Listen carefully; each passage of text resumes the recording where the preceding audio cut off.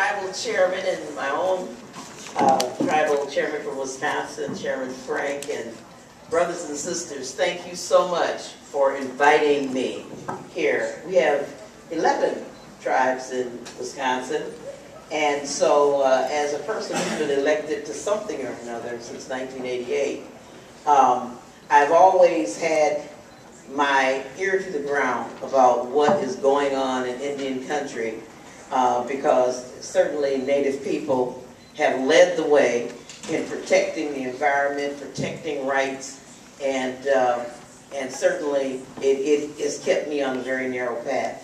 I just want to take a couple of minutes to talk to you about my service in the United States Congress since 2005.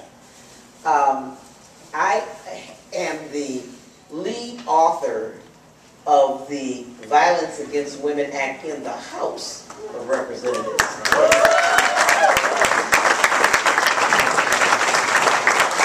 And that bill was identical to the version that was passed out of the Senate. And unfortunately, the Republicans in the House, under the leadership of John Boehner, substituted their version of the bill, which passed. As you've heard from the Senator, the Violence Against Women Act has always been a bipartisan bill, ever since Joe Biden first authored it and crafted it, because you know, Democrats, Republicans, black, white, Hispanic, Native, Asian, Muslim, Christian, Jew, whatever, you can't beat a woman. And we needed that extra law enforcement and services and advocacy to prevent this scourge, not only in the United States, but all over the world. Everywhere in the world, women need protection against violence. And it hasn't been a problem until this year. And it has been just yet another example of, for no reason that makes any sense to anybody, why the Republicans have just dug in with their ideology. They have elected this majority Tea Party contingency that are just dug into ideology, and they don't want to negotiate on anything. And one of these examples was the advice of advice that we have gotten from operators out in the field who have dealt with women who were victims of domestic violence, and they have put together best practices, and they have given the legislators advice about how to update the Violence Against Women Act. And of course, these were all wild-eyed, left-wing, lefty kinds of groups that put together these recommendations. People like the FBI, like folk who run the shelters that women live in, like the Fraternal Order of the Police, like the district attorneys, a National Association of District Attorneys.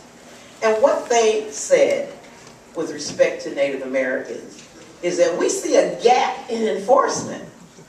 As you've heard from the Senator, there are often more non-Native people living on Native lands, I guess you all know this, than there are Native people because of intermarriages and so on. And so that these tribal lands become a veritable sanctuary for batterers, knowing that there won't be any law enforcement, that you'll be sent off to the federal court 300 miles away, or to the state court 90 miles down the road to enforce orders of protection and so on and so forth. And so, you know, non-Native men know that they have a license to batter. This just made common sense. But of course, I guess common sense ain't common, which my dad used to always say. But the Republicans, for some reason, have an ideological difference with giving the tribal justice system authority over non-Native people on their own land. It's about sovereignty, stupid.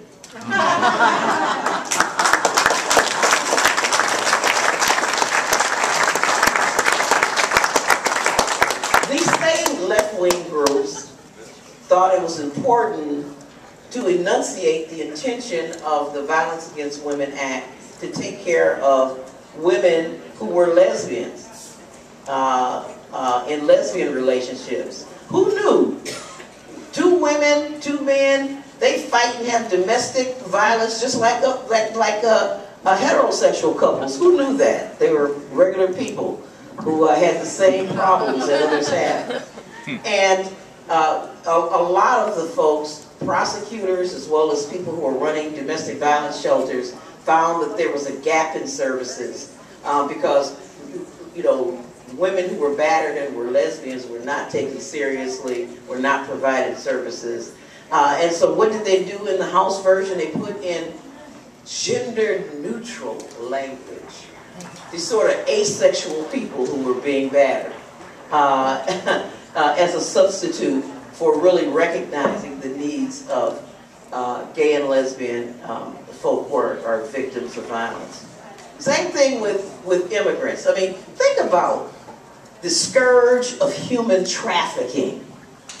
Think about immigrant women who are in this country, maybe they're undocumented, not all of them are Mexican, by the way, undocumented in this country, and so that American men can batter them, beat them, do anything they want to them because there's a concern or fear about them, about being deported if they were to report that they were being mistreated and battered in this country.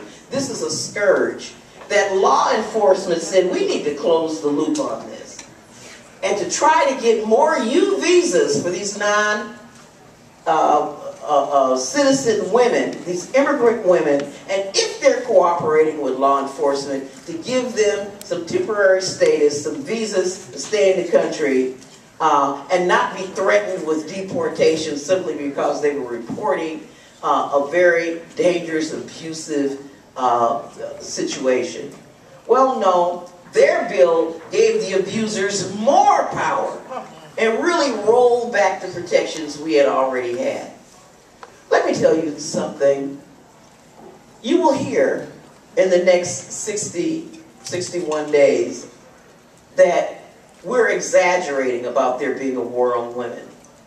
And I was the co-chair of the Women's Caucus, and I see numbers of women who are here among our native folk here at the convention. And I can tell you that they say that women are concerned about more than just these side issues, you know, battery and contraception. I know I'm not concerned about contraception. I'm menopausal.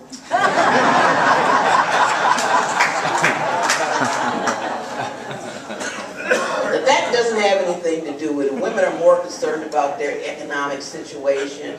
If you're getting beat up, you can't make no money or have any job. You don't have control over your reproduction. You don't have any control over your pocketbook because you can't determine how many kids you will and will not have. And I'm going to tell you, I've been on the budget committee with Paul Ryan for 5 years. And he's been the chair or the co-chair of that committee for the entire time that I've been there. And let me tell you something. Every time I'd have a debate with Paul Ryan, I would say to the makeup artist, "Oh, please put a little extra powder on me. Please put a little extra lipstick on, a little gloss." Because he is so handsome that, you know, people are going to spend their time looking at him and they're not going to listen to what he's saying. No, really, for real. There's a beauty premium going on. Paul Ryan has won the contest for being the most beautiful person in Congress twice. And they have somehow overlooked me. I don't know what it is. You guys can send in some votes or something. But it's a great, you know, Mitt Romney, who's a businessman, knows it's a great marketing tool. People judge you 55% of how you look, 38% of how you say it, and 7% of what you say. So while people have been busy looking at Paul Ryan's, he's got blue eyes, and they tell me that makes you beautiful, I wouldn't know. And listening to his, looking at all his gorgeous charts, and his number crunching, and he's a policy wonk, and so on. I've been busy sitting there for hours, as long as up to midnight on the budget committee, seriously, scratching my head, saying, you know what? Them numbers don't add up. This don't come. Because really, you know, I have not been drawn in with, you know, with his smooth demeanor. It doesn't make any sense, people. There's no way in the world to cut the deficit.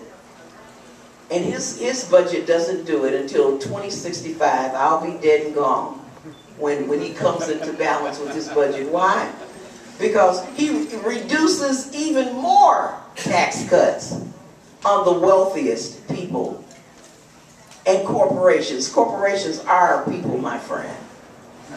And in the meantime, we have the Bush-era tax cuts that are still in place, with an additional $200,000, $300,000 more in tax cuts for millionaires and billionaires. In the meantime, he cuts Medicare, Medicaid, Pell Grants, Head Start, Community Services Block Grant, everything. And their budget instructions. I see my person looking at me crazy. It's time to go. There are budget instructions in his bill that require Congress to fast-track changes to Social Security at any point that it is out of balance on a 75-year trajectory. Yes, Paul Ryan has not stopped going after Social Security.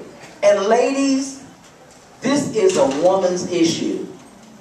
Women are disproportionately dependent upon Social Security for their only retirement income, more than men are.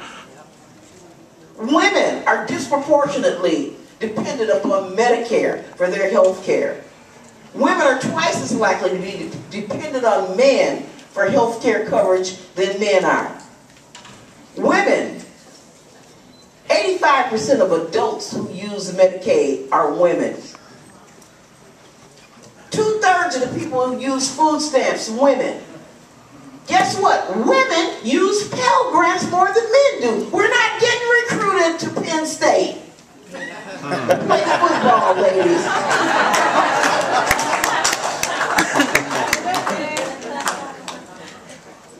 Let me tell you something.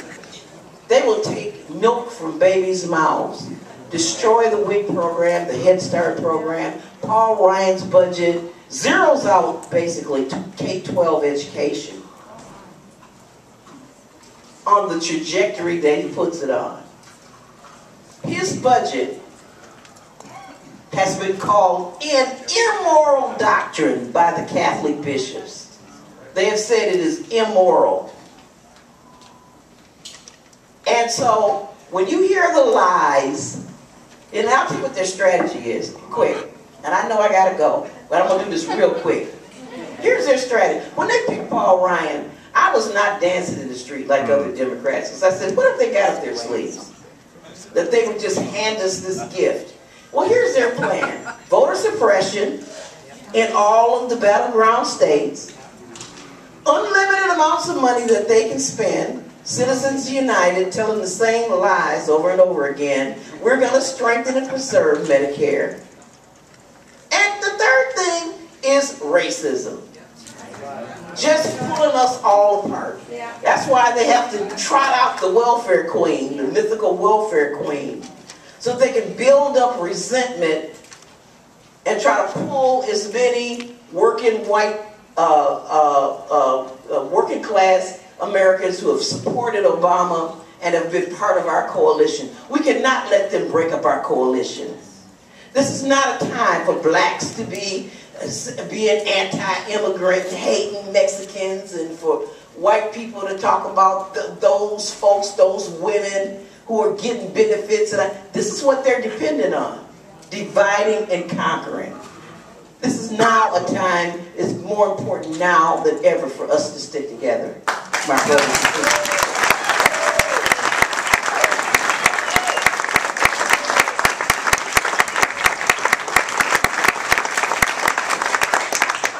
I love you madly, as Chairman Frank knows, and I'm committed really to making sure that my service in Congress, it will be honest and transparent and all about serving the people and making this a more United States of America. And I appreciate the efforts that the Native community has made, you know, to be a part of that. A nation with nations within a nation is still willing to be part of America. You guys are a shining example of that. I appreciate you. I want to thank you for preserving the environment. I mean, one of the most frustrating things for me is living on a great lake, Lake Michigan, the only lake that's entirely contained within the United States, and to see the way these folks are willing to destroy the environment for money. And so I appreciate the stewardship that you all have shown for our environment and the example that you have given us about the importance of revering the earth. I want to thank you, brothers and sisters. I got to go. I could be here all day. You give a politician a mic, and they can just go on and on and on. So if I talk too long, it's his fault for not standing.